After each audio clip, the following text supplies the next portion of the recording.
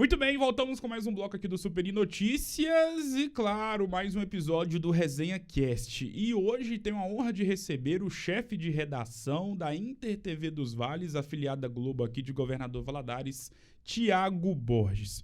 Tiagão, muito obrigado, cara, por ter aceitado o convite. Sei que sua agenda e o seu tempo é muito corrido, mas você conseguiu arrumar um tempinho para poder me atender e estar aqui no Resenha Cast. Seja muito bem-vindo. Prazer todo meu, obrigado pelo convite e certamente até vindo de ti, nós vamos arrumar espaço sempre.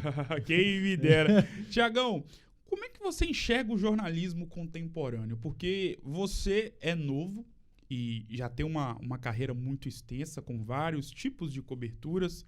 E eu queria saber de você, que já é um cara experiente, mas ao mesmo tempo muito novo e jovem. Como você tem visto o jornalismo contemporâneo? Bom, a gente vem numa transformação muito grande, né? Hoje estou com 37 anos, mas a gente já somasse a experiência do jornalismo, a gente já chega a 19. Bom, comecei com rádios comunitárias, sim, no Vale do Aço, e o que eu sempre busquei, e é assim, o que eu tento replicar também para todo mundo, é que a gente precisa olhar o que o público consome e atualizar para levar aquela mensagem da melhor maneira e do jeito que ele vai compreender. Esse é sempre o objetivo. Então, eu comecei como repórter de rádio, fui para a televisão e aí, ainda num momento mais difícil, eu fui vídeo repórter, então trabalhando com uma câmera maior, e aí eu tive que me reinventar ali naquele processo, porque assim, olha, diante da estrutura de um equipamento grande, como eu posso tentar trazer uma linguagem mais leve para que aquele telespectador ele consiga receber a informação, claro, e não gere nenhum choque, né? Então, numa linguagem até mais solta. E hoje, uma transformação muito grande com os equipamentos cada vez mais leves, aquela outra, e que eu reforço sempre, olha, é claro que hoje tem a rede social que bomba, e aí um repórter que às vezes é jovem, fala, olha, mescla.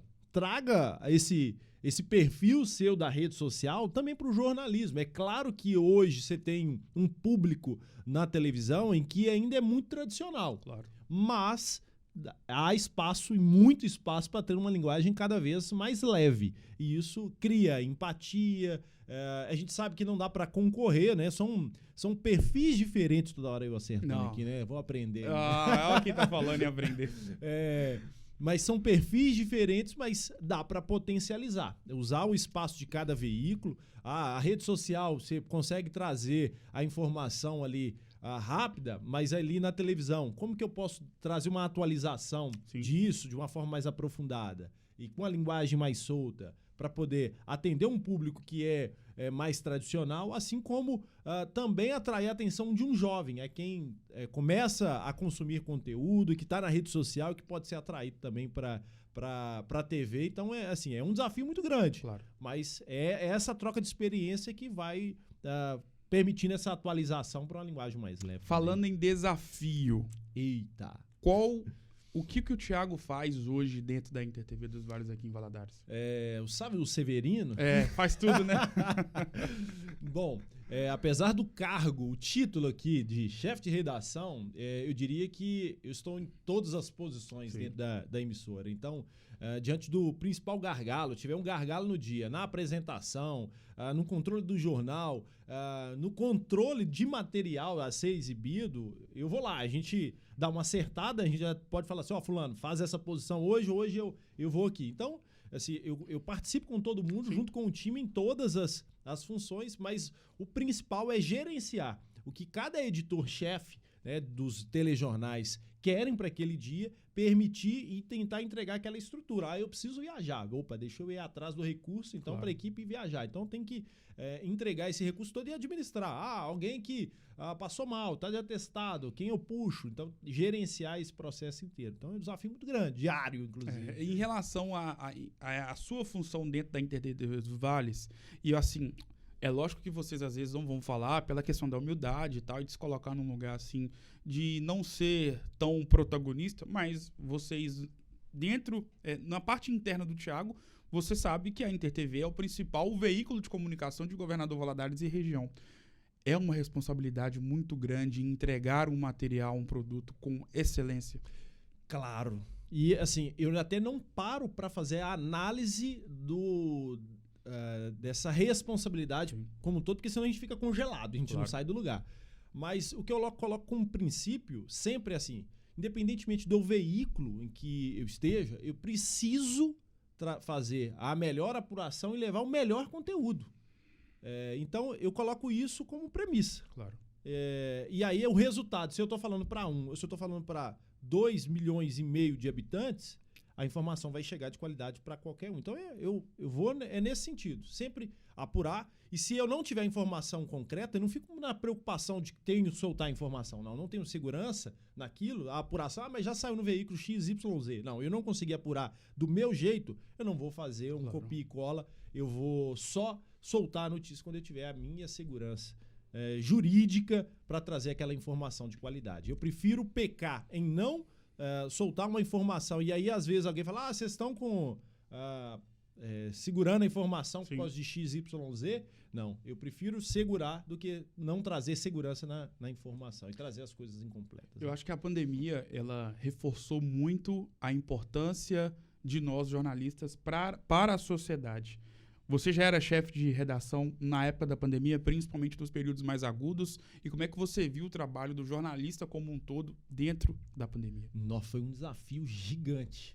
E eu estava chegando justamente na gestão. Então você imagina para quem recebeu o desafio de ser gestor e ainda pegar a pandemia, é fazer a vida de cabeça para baixo mesmo. E o nosso desafio é assim, eu preciso entregar um conteúdo diário de mais de 2 horas de conteúdo. Eu não tinha ninguém na rua, não existia muita coisa acontecendo, as pessoas trancadas dentro de casa. Como alimentar 2 horas de conteúdo? Assim, a gente tentou, claro que abriu todas as possibilidades de fazer reportagens à distância, de forma remota, que hoje segue, né? Sim. Então, antes não, tinha 100% do conteúdo produzido pela emissora. Não, hoje eu posso pedir o vídeo, eu recebo esse vídeo, exibo, claro, ou envio as perguntas e a pessoa já me envia esse vídeo. Houve uma atualização e acelerou muitos processos, mas foi um desafio muito grande, gerenciar toda a equipe, porque você tem gente que passa a ter insegurança, você tem os afastamentos, e aí quando você tem um afastamento, o time fica inseguro. O que vai ser de fulano, de X, Y, né? Do colaborador A que está passando mal? Será que a gente vai ter uma baixa? Enfim, aí você tem que administrar não só o processo normal, mas como a saúde mental de todo mundo. Assim. E ao mesmo tempo você tem que mostrar equilíbrio para todo mundo. Batia o desespero, mas na hora de conversar você fala assim, vamos lá, vamos com calma, peraí, um dia de cada vez, vamos pensar assim, o agora, o amanhã, vamos orar pro fulano, o ciclano, vamos seguir aqui, vai dar tudo certo, assim como deu certo. Claro que nós tivemos muitas perdas, lamentamos muitos, perdemos pessoas próximas, mas dentro do time nós não tivemos perdas, graças a Deus. Você tem uma trajetória muito extensa dentro do jornalismo, em pequenos veículos e em grandes veículos. E você já trabalhou na capital, e nós sabemos que Belo Horizonte, por ter uma camada muito extensa de veículos de comunicação muito importantes, não só para o estado, mas principalmente para o Brasil, gostaria que você contasse como foi a sua experiência em Belo Horizonte e principalmente na parte esportiva, qual que era o tamanho da responsabilidade de poder levar informação para 2 grandes locomotivas, né, em relação, claro, ao número de torcedores, tanto de Cruzeiro e Atlético. Como é que era isso, rapaz? Rapaz, na carreira, eu aprendi que eu não posso dizer nunca. Claro. Porque isso vai acontecer. Então, qual foi o meu primeiro nunca que eu disse? Eu falei, eu nunca vou trabalhar em televisão. Aí estou eu na carreira na televisão. Depois eu falei assim, eu nunca vou trabalhar com esporte. Sim. Eu trabalhei durante muito tempo com esporte. Mas eu me dedicava ao máximo, independentemente de estar confortável ou não, eu ia para a reportagem para falar assim, olha, eu tô aqui para representar um torcedor, um telespectador. O que eu tenho que levar de informação, de destaque para essa pessoa? Se ela estivesse aqui, o que ela gostaria de ouvir? Claro. O que ela queria ver disso tudo que eu tô acompanhando aqui? Só o olhar dessa pessoa lá. Então, a minha responsabilidade sempre foi essa. Então, mesmo começando lá na rádio comunitária, lá em Timóteo, todos os dias eu ia com essa responsabilidade. Olha, eu preciso levar conteúdo, tô falando aqui para 3, 4, 5 pessoas, eu preciso, esses 10 precisam terminar o dia com aquela sensação de tipo assim, olha, foi bom ter escutado esse programa de hoje, isso me fez bem. E isso eu levava para a carreira. Claro. Assim como as oportunidades apareceram e eu caí no esporte, mesmo dizendo que não iria fazer o esporte, chegava a oportunidade e eu falava assim, olha, Thiago, chegou aqui, eu preciso que você faça a cobertura do Cruzeiro amanhã. E aí, quando chegou a primeira vez, eu falei, gente... Como Meu assim? Deus! Como assim? Não quero esporte, mas eu tô ali para trabalhar, né? É o meu dever. E eu falei, olha, se o gestor tá acreditando em mim, quem sou eu para desacreditar? Claro. Falei, bora, vamos lá, me dá o desafio aí, bora lá. Então, aí, o que era uma cobertura de um dia, depois ficou 5 anos. E aí, viagens, atrás de viagem, porque a realidade era fazer todos os jogos de Cruzeiro, Atlético e, quando desce, o América, fora de Belo Horizonte. Sim. Então, é sempre na estrada, porque quando você tem os 2 times na Série A, o América não estava na Série A, né? Até então também, teve um dos anos que sim.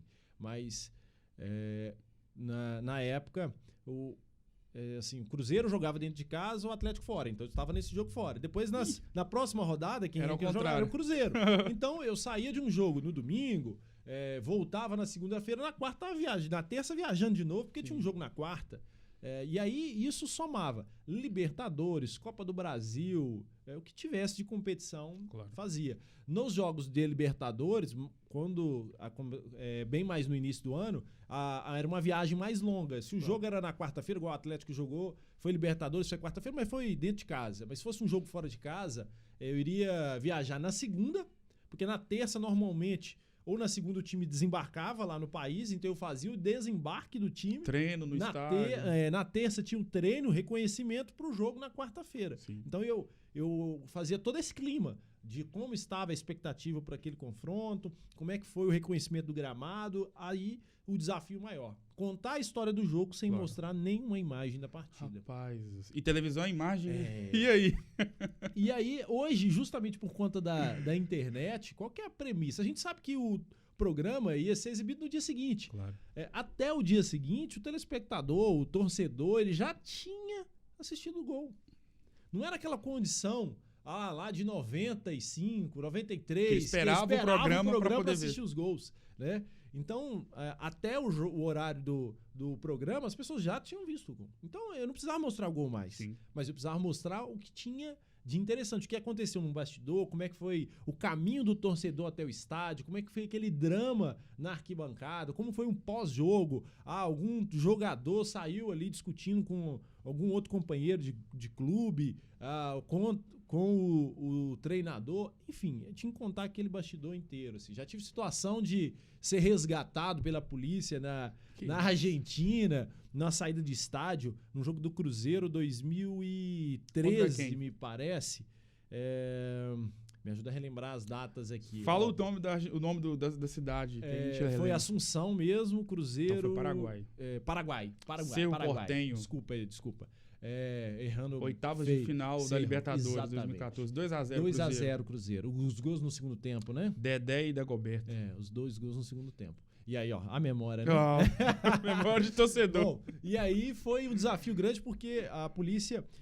quando eu terminava a cobertura da partida em si, você tem a entrevista do treinador no pós-jogo, depois você pega os jogadores entrando no ônibus, então... fazia aquelas entrevistas. Então, o pós-jogo eu ficava ainda cerca de 1 hora e meia dentro do estádio, no fim da partida. E aí, assim que o ônibus ia embora, aí sim, hora de guardar o equipamento e ir embora. E aí a polícia falou assim, não é legal você ir embora aqui do jeito que você tá, não.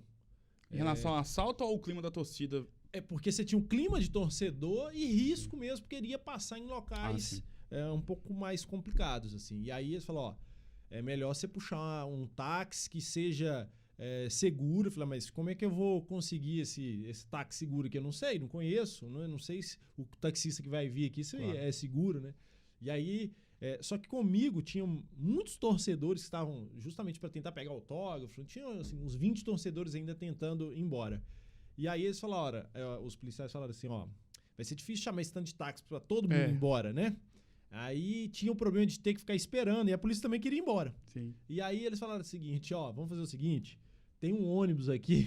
Todo mundo entra aí.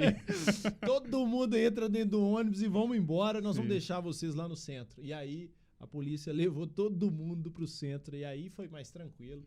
Mas passou pelo local que seria de maior risco. Assim. O risco era realmente de ataque por conta de torcida. Eles falaram, a gente não sabe como é que vai ser a reação, melhor que possamos levar vocês até o centro lá e deixar lá. Você, assim, eu vivi como torcedor, talvez, do Atlético, com certeza, o período mais glorioso em relação a conquistas de títulos, de estar em evidência nacionalmente e internacionalmente falando, e o Cruzeiro, com mais uma parte, mais um capítulo da sua longa estrada, da sua longa história, na verdade, de títulos, de presença em Libertadores. E eu vivi isso como torcedor na escola, isso é segundo ano de escola, terceiro ano ali, convivendo com os meus amigos. E você, rapaz, viveu profissionalmente e na cidade onde isso estava acontecendo.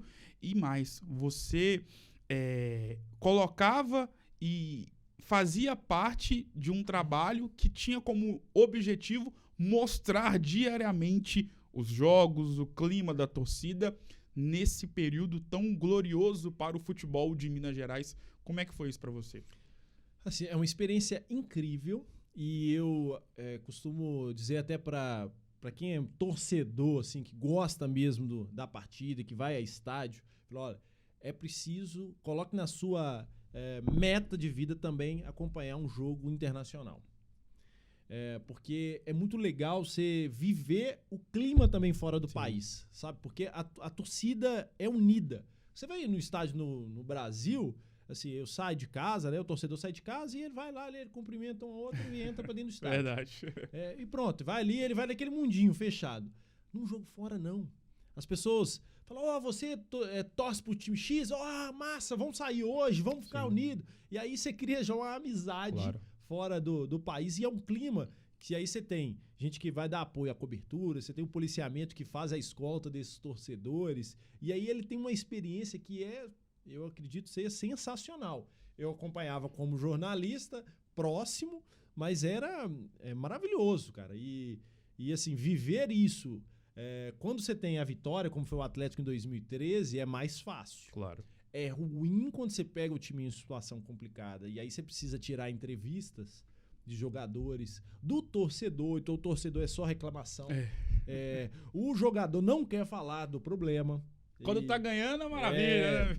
Então você tinha isso. A gente sabia de jogadores que só falavam em dias de vitória. De vitória que marcava gol. Olha isso. Senão nem adiantava. Então tinha um cenário da imprensa escolher os atletas para entrevista coletiva, no dia a dia, às vezes, do CT, mas o jogador X só falava quando era pós-vitória e que ele marcasse, senão podia esquecer. Então aquela democracia ia embora. Até que os times também, ano após ano, passaram por atualizações até o ponto de agora, assim, o time define, a pandemia permitiu isso também, né?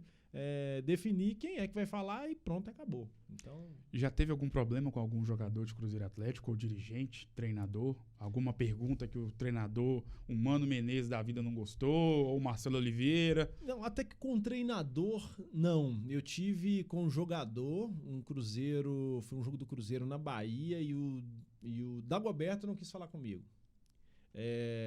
E aí eu com a câmera, era uma câmera, não era um celular na câmera e LED na frente, assim.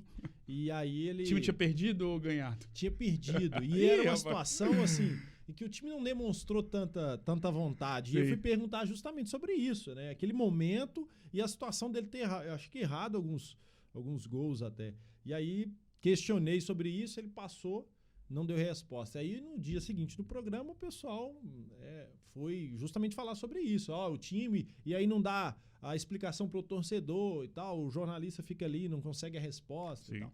E aí depois ele foi pra rede social para explicar que não tinha me visto, que não viu que eu tinha perguntado. Enfim, assim, eu acho difícil a situação porque eu tava com LED, mas foi a posição dele. Então, se ele falou que não viu, então não viu, né? Qual o jogo mais marcante de Cruzeiro e de Atlético que você cobriu em loco? Nossa, é difícil, viu? Porque... Pode ser a derrota, pode ser vitória, título, fique à vontade. Bom, vou dizer que acompanhando a torcida, 2013, a final da Libertadores, ali foi momentos... 2013, 2 momentos do Atlético vou separar. A da Libertadores na vitória e com o Raja. Sim. Que eu vi clima, uma transformação na cidade muito grande. Assim como até o intervalo, o clima já era assim de decepção, que o time não iria ganhar o título, e aí você tem uma mudança de cenário no último tempo, e aí vivia toda aquela expectativa, né?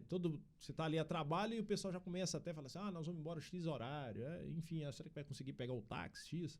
E aí você muda tudo, o time vence, fica com o título e aí você vai embora de manhã. É verdade. E aí, assim como já quando o time estava no Mundial, a expectativa, por exemplo, naquele jogo do Raja era, olha, mais uma vitória, vamos ter que ficar cobrindo já uma vitória aqui, o time vai passar, vai avançar, vamos ficar até tarde também. Apesar do jogo ter sido cedo, né? Foi na tarde de terça ou quarta-feira de 2013. E foi cedo, mas assim, existia toda aquela expectativa, né, pro jogo, e falou, vai ficar até tarde, vocês vão ter que acompanhar. E aí o time perde, e aí você fala, você vive 2 momentos, um que você achava que ia perder, ganhava, e o que você achava que ia ganhar, perdia. Então, ali foi um clima realmente assim, de velório. Belo Horizonte virou Pra uma metade, né? Pra uma metade, exatamente. Assim como no dia seguinte da Libertadores, assim, no dia seguinte não, foi semana, foi buzinaço, você rodava pra cidade, você achava que alguém tava buzinando por causa do trânsito? Não, ainda é a comemoração do título. Mas é muito legal viver isso e participar de tudo isso, né? Assim como o Cruzeiro, eu vi situações que me marcaram. Acho que foi em 2016, o time foi à Venezuela, foi um jogo no interior. 2015, né? E ganhamos de 2-0. Ganhamos, gente, eu tô falando tá? O Thiago aqui é isento.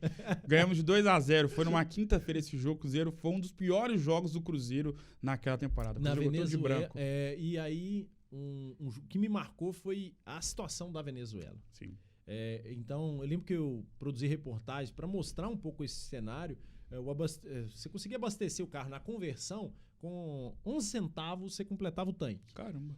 Contudo, você ia ao supermercado, mercearista, não encontrava muitos produtos. E a recomendação era para não ficar circulando. Um risco era muito grande quando você tinha algum produto de ficar sem. Sim. Era esse cenário.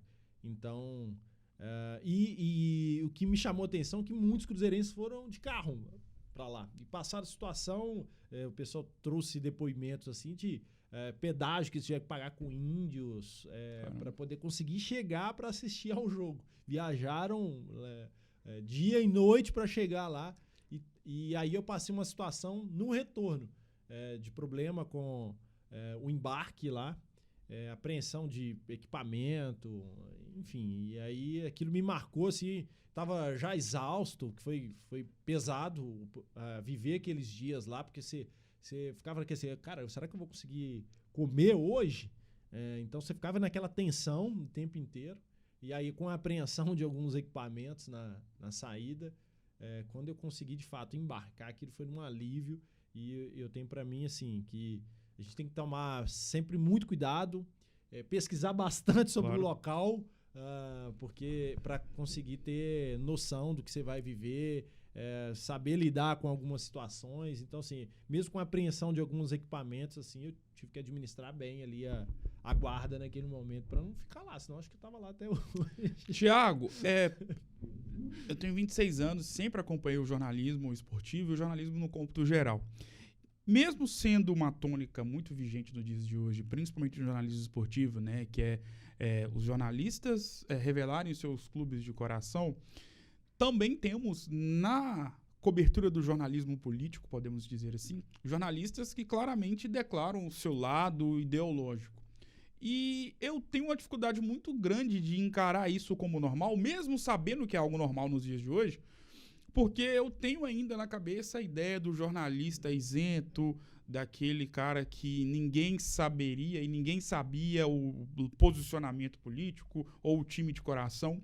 E nós sabemos que, principalmente no jornalismo político, a partir ali de 2012, 2013, com aquelas manifestações, o jornalista político, ou o jornalista que falava de política, ou o comentarista político, ficou em evidência e aí nós estamos vendo o que virou o jornalismo político. Hoje você tem grandes influenciadores de uma corrente ideológica, outro jornalista de uma outra corrente ideológica, e aí surge um fenômeno, e eu queria que você falasse um pouco sobre isso, e isso acontece muito nos Estados Unidos, que são principalmente emissoras fechadas, de canais fechados, que assumem, não de forma muito deliberada, mas claramente quem está vendo sabe o posicionamento político de uma determinada empresa, principalmente nas empresas fechadas.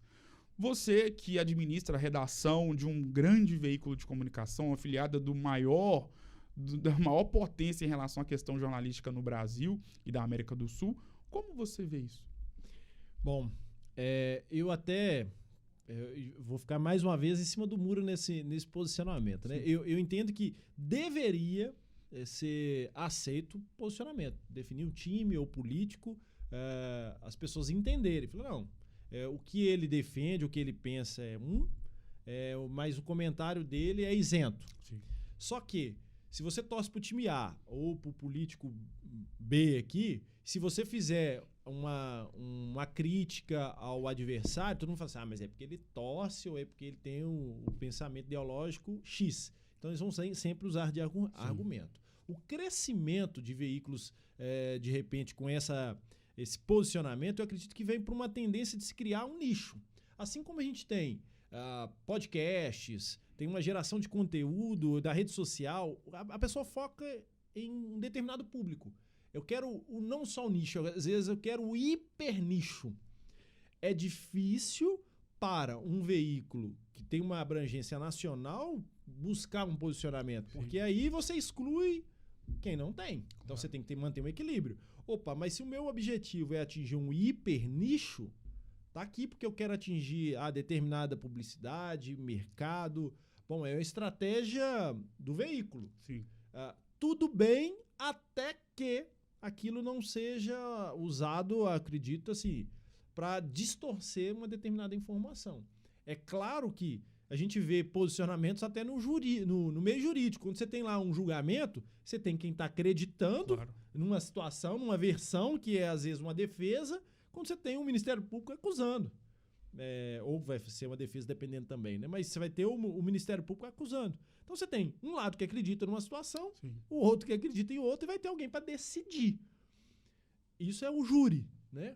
Mas no veículo, eu diria que o ideal é a gente consumir conteúdo de diversas fontes e eu ter o meu posicionamento. Assim, olha, eu sei que o veículo X tem um posicionamento Y, e aí eu sei também o outro, eu acompanhar isso e eu tirar a minha conclusão. É entender que ali é mais uma versão. Claro. Pode ser uma versão daquilo que aquele jornalista interpretou.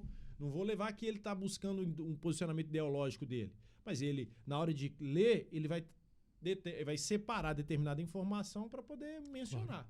E aí aquilo pode estar carregado ou não de alguma tendência dele, do profissional em si, mas é o jeito dele de interpretar aquela informação e levar para o telespectador, para o ouvinte, para quem está ali na rede social. E eu acho que só que a gente, como consumidor de conteúdo, tem que se alimentar de tudo e tirar as próprias conclusões. É entender que ali é só mais uma versão daquela história. Sobre o jornalismo aqui em Governador Valadares, você, e repito, é lógico que você não vai admitir, não vai falar, mas eu posso falar acompanhando, né, o padrão de qualidade da InterTV dos Vales aqui de Governador Valadares. O que você acha que falta no jornalismo de Valadares? E aí, pegando jornal impresso, televisão, rádio.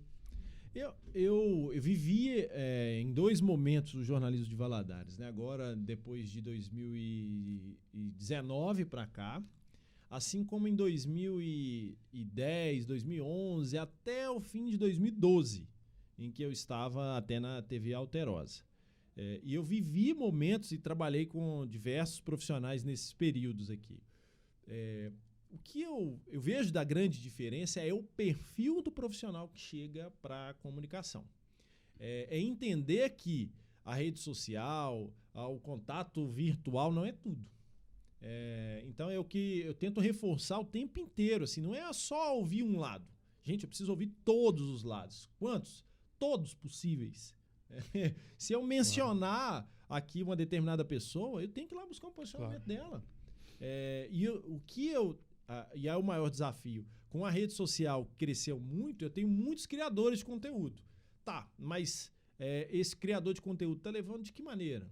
Ele apurou de fato tudo? Ele está trazendo só o posicionamento dele? É aí que eu vejo a grande diferença. E aí o novo perfil profissional tem muito disso da internet e às vezes ele não busca se aprofundar tanto. Sim. Que é o que às vezes tem na internet. Assim, trazer só a informação. Aconteceu um acidente na Avenida X.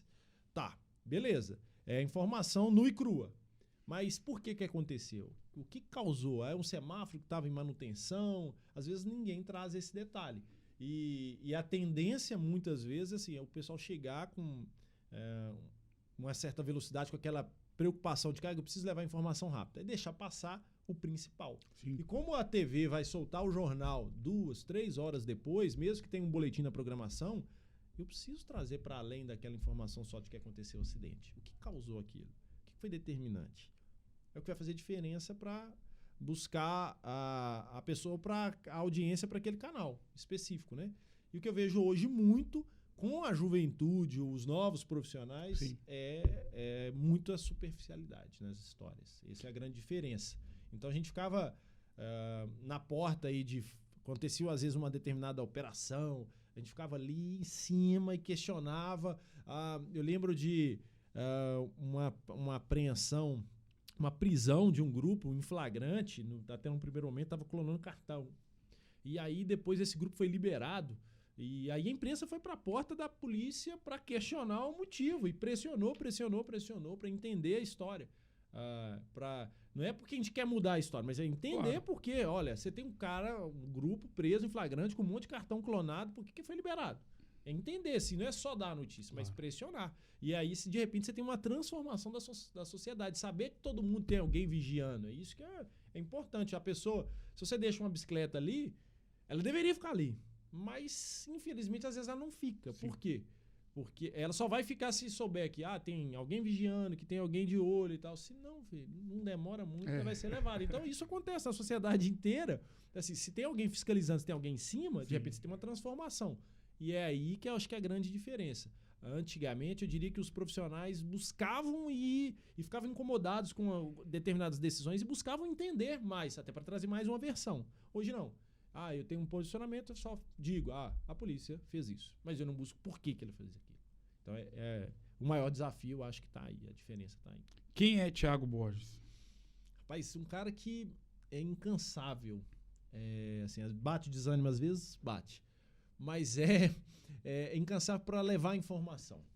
E com qualidade, dentro do possível, né? Sempre. Assim, aquele cara que quer transformar, quer fazer diferença, quer contribuir para uma sociedade mais justa, economicamente melhor e também sem crimes dentro do possível, sabe? Acho que é isso. Se eu puder contribuir para a minha sociedade, que me levou para o veículo de comunicação foi justamente isso. Poder transformar, ajudar pessoas e transformar a sociedade na qual eu estou inserido. O que é amor para você? Cara, amor é... Eu tô vendo a sua aliança, então já tô fazendo até o jabá da esposa. Mas a primeira palavra que me veio quando você falou amor, eu pensei em família. Porque é tudo, é a base, é o que sustenta, é o que dá o alimento aqui para aquela realidade difícil que a gente tem no dia a dia. É quem, na verdade, pega a gente todos os dias e fala assim, acorda pra vida, levanta que amanhã tem mais, se prepare. Então, família é o amor nesse caso, assim. Acabo trazendo uma outra palavra para esse significado. O que representa o jornalismo na sua vida? Hoje assim, a minha razão de sobrevivência. Já pensei... Primeiro é isso, depois vem a parte romântica. Porque assim, eu já abri mão de muita coisa por conta do jornalismo. Sim. Ainda bem, minha esposa, Tatiane, assim, ela de fato me ama demais. Porque no período de namoro, eu estive em situações assim que falava, olha, hoje tem um casamento pra gente ir. Aí ela passava o dia no salão, se cuidando, e eu não aparecia. Por quê? Porque às vezes tinha um acidente, e aí eu ia lá em busca daquela notícia, porque eu me sentia na responsabilidade de levar a informação, de informar as pessoas que iam pegar a rodovia, que tinha um acidente, que tinha que tomar cuidado. E aí eu deixava ela lá, falava, daqui a pouco eu chego, e aí quando eu chegava, já não valia a pena ir pro casamento mais, aí ela só ficava lá bela pra mim no dia. Mas eu sempre, o compromisso com a informação pra mim é tudo, assim, eu não consigo...